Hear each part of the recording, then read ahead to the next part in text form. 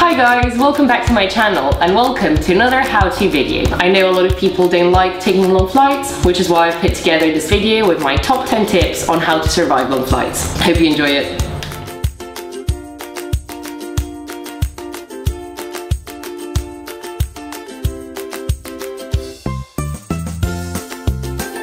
Number 1, try to get an aisle seat. Whether that's checking in at the airport early or checking in online beforehand, if you can get an aisle seat, it's just easier.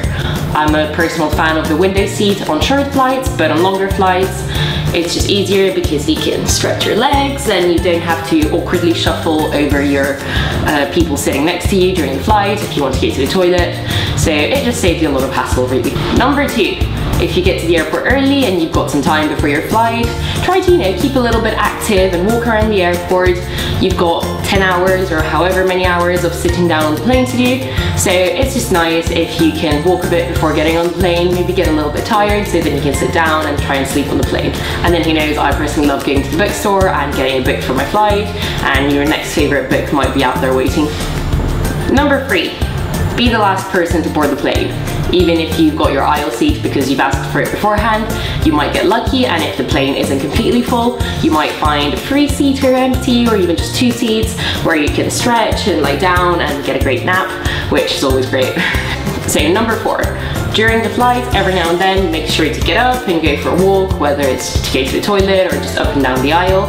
It's good for your legs because people that fly a lot, especially women, there's a risk of DPD, deep vein thrombosis, and it's when you get blood clots in your legs if you sit down for too long. So walking every now and then is good for your health, and just to break up the flight every now and then. Number 5, bring with you something to do, whether it's a Kindle or a book or a video game or a laptop with a movie. Yes, there is in-flight entertainment, but what if you've already seen all the movies or you don't like them? It's just easier if you have something with you that you know you're gonna like and you know you can spend a couple hours of the flight doing. Number 6, bring some snacks with you. Yes, there is food on the plane, but what if you didn't like it? Or what if the breaks between the food are too long and you get hungry? It's just easier if you've got something you know you like, and maybe something healthy, because food plate isn't that healthy.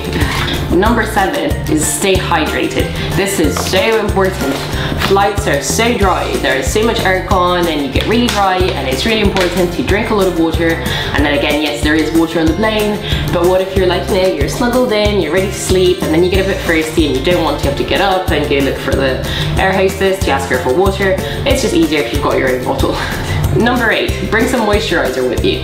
Now, I don't know if this has any real scientific foundation, but I'm personally convinced that, like I said before, planes are really dry, and there's so much aircon, it's gonna make your skin dry, and if you've just been on a nice beach holiday and you've got a nice tan, you don't wanna get really dry and then peel and lose your tan as soon as you get home. So, moisturiser on the flight every now and then. Number 9 is bring the scarf with you.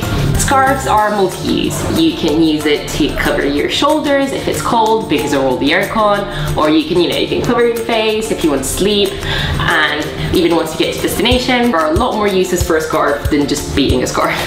Number 10, depending on where you're going, there will be differences in time zones, and you want to be able to get to your destination and be nice and fresh and not have jet lag. And the best way to do that is try to sleep on the plane, obviously. I'd love to hear from you guys, what do you guys do to survive long flights? I know everybody does it differently, and these are just my tips, and so I'd love to hear from you. Just leave me a comment and tell me how you survive long flights. And if you haven't already, make sure to hit subscribe so you don't miss my future videos, and I hope you enjoyed this. Thank you, bye.